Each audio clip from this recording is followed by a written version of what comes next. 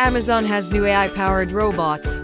Labor leader Chris Smalls says unions could protect workers in recent weeks.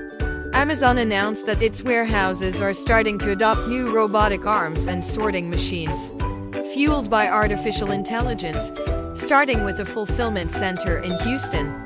The retail giant says the new tech will help address safety issues for its workers. But its main objective is to boost productivity and shorten delivery times even further. Amazon claims its new robotics system can cut order fulfillment time by up to 25% and sort inventory up to 75% more quickly.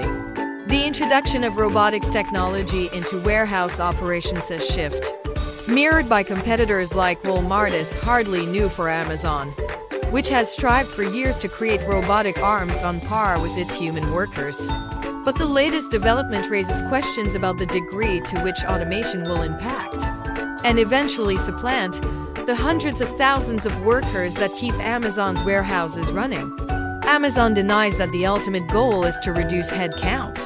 "We don't see automation and robotics as vehicles for eliminating jobs," Amazon spokesperson Mary Kate Paradis tells Fast Company in a statement. "Our workforce has more than doubled in size since the beginning of 2019, growing to over 1.5 million people globally, all while we've expanded the use of robotics in our operations facilities." But to Chris Smalls, president of the Amazon Labor Union, it seems inevitable that Amazon may eventually use the new technology to cut jobs, even if it won't happen overnight. "It's expected. I know they were always pushing toward that direction," he says.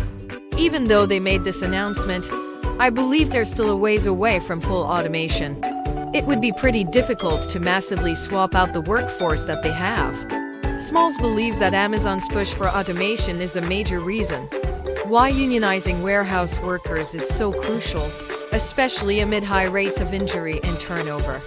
"If they can create a system where the machinery is helping reduce injuries, I support it," he says.